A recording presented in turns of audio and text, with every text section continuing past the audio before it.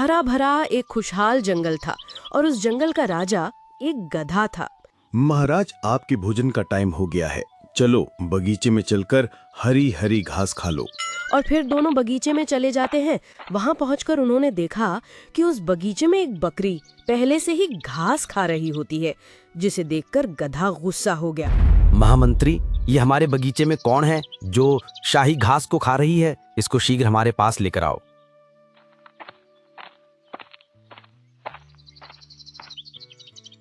कौन हो तुम और इस शाही बगीचे में घास क्यों खा रही हो? तुम जानती नहीं हो, ये हमारे महाराज का खास बगीचा है, सिर्फ वही इस बगीचे से घास खा सकते हैं। महामंत्री, ऐसा कौन सा जुल्म कर दिया मैंने जो तुम मुझको घास खाने से रोक रहे हो? घास तो प्रकृति की देन है और इसे खाकर कोई भी अपना पेट भर सकता है। तुमको जो कुछ भी कहना है महाराज के सामने कहना। चलो। महामंत्री हाथी बकरी को लेकर गधे के पास पहुंचा। महाराज, ये रही वो बकरी जो आपके शाही बगीचे से घास को खा रही थी। बकरी, तुम्हारी हिम्मत कैसे हुई हमारे शाही बगीचे से शाही घास को खाने की? तुम नहीं जानती, यह महाराज का शाही बगीचा है, यहाँ पे से सिर्फ महाराज ही शाही घास खाएंगे। ऐसे तो पूरा जंगल महाराजा का ही है। अगर मैं घास नहीं खाऊंगी तो मैं भूखी नहीं मर जाऊंगी। मैंने घास को खाया ही तो है, कौन सा मैंने घास को उजाड़ दिया है? अभी शाही बगीचे में बहुत सारी घास है, आप भी जाकर खा लो। तुम्हारे कहने का क्या मतलब है बकरी? हम तुम्हारी जूठन को खाएंगे? तुमको नहीं पता, तुम जिस शाही घास को खाती हो फिर उस घास को हमको भी खाना पड़ता है और इससे वो शाही घास झूठी हो जाती है। और जंगल के महाराज होने के नाते हम किसी भी जानवर का झूठा कैसे खा सकते हैं? कल से तुम उस शाही बगीचे से शाही घास नहीं खाओगी, अन्यथा तुमको कारागार में डाल दिया जाएगा। हाँ बकरी, हमारे महाराज ठीक कह रहे हैं। महाराज प्रजा का झूठा खाएं, ये अच्छा नहीं लगता। इसलिए पूरा जंगल पड़ा है, तुम कहीं से भी अपना पेट भर लेना और कल से इस बगीचे में मत आना। और बकरी निराश होकर चली जाती है। और बकरी खाली हाथ घर पहुंची तो बच्चों ने उससे सवाल किया, माँ, आज तुम हमारे लिए शाही बगीचे से शाही घास नहीं लेकर आई हो। वो शाही घास बहुत ही मीठी होती है, उसको जरूर लेकर आया करो। मेरे बेटे, मैं वहीं पर गई थी, लेकिन मुझको जंगल के राजा ने भगा दिया और कहा ये शाही बगीचा है, इससे हर कोई घास नहीं खा सकता। इसलिए बेटा, मैं तुम्हारे लिए घास नहीं लेकर आई। आज पानी पीकर ही सो जाओ। नहीं माँ, मुझको तो शाही बगीचे से ही शाही घास चाहिए। अगर तुम मेरे लिए कल शाही घास लेकर नहीं आई तो मैं अपनी जान दे दूंगा। मैं तो शाही बगीचे से ही शाही घास खाऊंगा।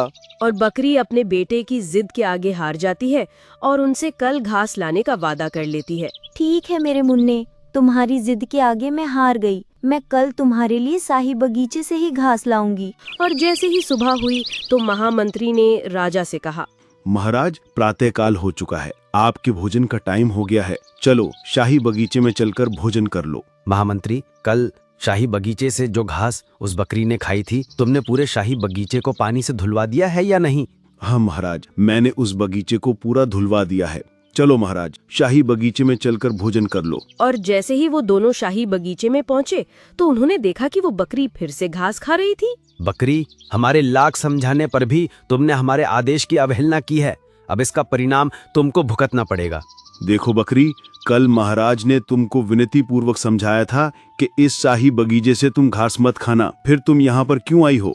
महामंत्री, अब इससे बातें करने का कोई भी फायदा नहीं है, तो हम इसको पकड़कर सीधे पिंजरे में कैद करवा दो। 3-4 दिन ये भूखी पड़ी रहेगी तो शाही बगीचे से घास खाने की आदत खुद ब खुद चली जाएगी। बकरी ने इतना सुना तो बकरी ने शाही बगीचे से दौड़ लगा दी और वो तेज भागने लगी और महामंत्री हाथी ने भी उसके पीछे दौड़ लगा दी और दोनों भागने लगे। और इस दौड़ भाग में हाथी बकरी के पैरों पर चढ़ गया और बकरी अपाहिज हो गई। आहा, मिल गई तुमको शांति, कर दिया मुझको अपाहिज।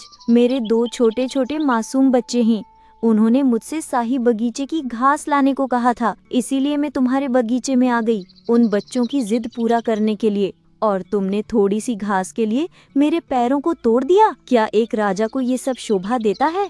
आपकी बात बिल्कुल ठीक है, पर इसमें मैं क्या कर सकता हूँ? मुझको हमारे महाराज का आदेश मिला, मैंने वही पूरा किया। अगर वो कहते हैं कि बकरी को बगीचे से घास खाने दो तो मैं तुमको घास खाने देता। उन्होंने कहा इनको भगा दो, तो मैं तुमको भगा दिया। मेरा काम राजा की आदेश का पालन करना है, फिर चाहे वो अच्छा हो या बुरा हो। ठीक है, तो फिर मैं तुम्हारे राजा को श्राप देती हूँ। अगर तुम्हारे राजा ने एक भी कदम आगे बढ़ाया तो वो अपाहिज हो जाएगा।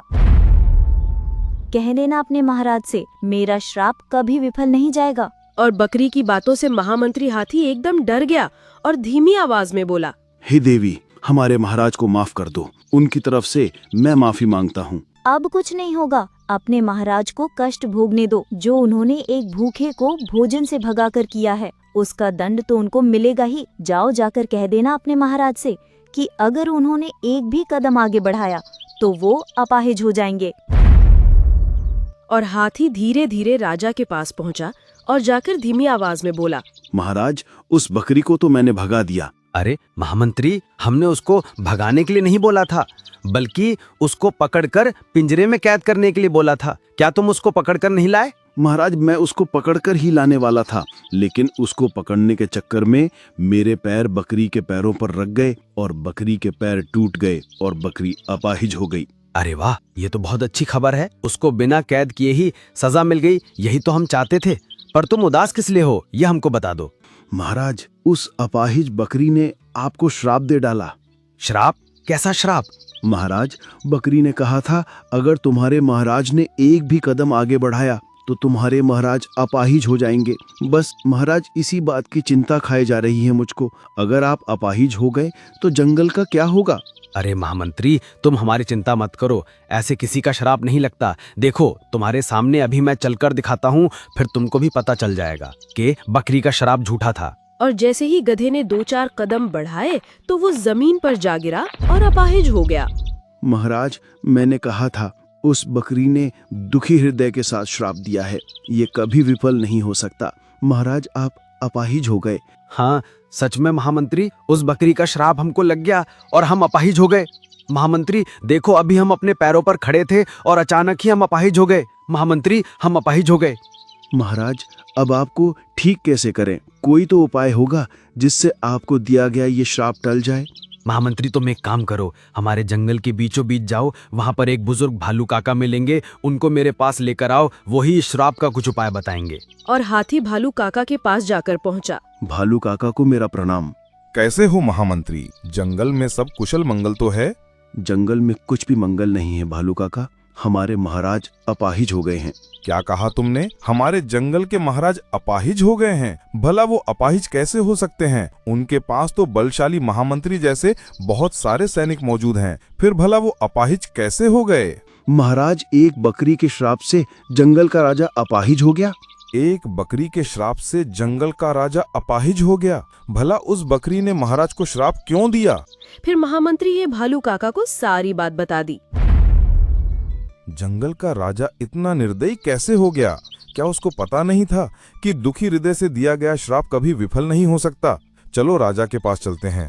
भालू काका और महामंत्री जंगल के राजा के पास पहुँचे। भालू काका, आप आ गए। मुझे पता था आप मेरे हालात के बारे में सुनते ही शीघ्र आएंगे।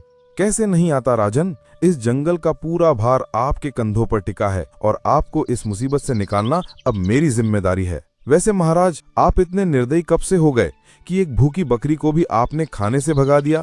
एक राजा को इतना निर्दयी नहीं होना चाहिए था। भालू काका, आप बिल्कुल ठीक कह रहे हो। अब क्या करें, जो होना था वो तो हो गया और मेरे अहंकार की सजा भी मुझको मिल गई।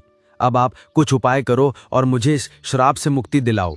इस श्राप से मुक्ति तो राजन वही दिला सकता है जिसने श्राप को दिया है। तुम चिंता मत करो, मैं उस बकरी के पास जाता हूँ और इस श्राप का कुछ न कुछ हल लेकर आता हूँ। और भालू काका उस अपाहिज बकरी के घर जाते हैं। अरे भालू काका, आप? हाँ मेरी बच्ची, मैं तुमको इस हालत में देखकर बहुत बुरा लगा, पर बेटी मैं तुम्हारे पास एक समस्या को लेकर आया हूँ। अगर तुम उसमें मेरी कुछ मदद कर दो तो तुम्हारा मुझ पर बहुत एहसान होगा। काका, आपका मुझ पर बहुत एहसान है, भला मैं आपसे कैसे मना कर सकती हूँ? बताओ, मेरे लायक कोई भी काम होगा तो मैं उसको कर दूंगी। बेटी, तुमने जंगल के महाराज को जो श्राप दिया है, तुम उसका कुछ उपाय बता दो, नहीं तो राजा के साथ साथ पूरा जंगल ही अपाहिज हो जाएगा। आप ठीक कहते हो काका, जंगल का राजा अपाहिज अच्छा नहीं लगता। अब मैं तुमको श्राप से मुक्ति का उपाय बताने जा रही हूँ। मेरी बात को ध्यान से सुनना।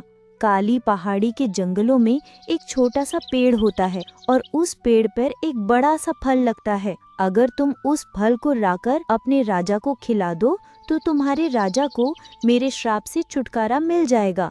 तुम्हारा बहुत धन्यवाद मेरी बच्ची, मैं अभी जाता हूँ। और भालू काका उस काली पहाड़ी वाले जंगल में चले जाते हैं और वहाँ पर एक छोटे से पेड़ पर बड़ा फल लगा होता है।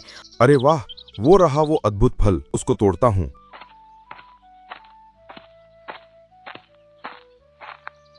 और वो उसको तोड़कर अपने साथ ले आते हैं।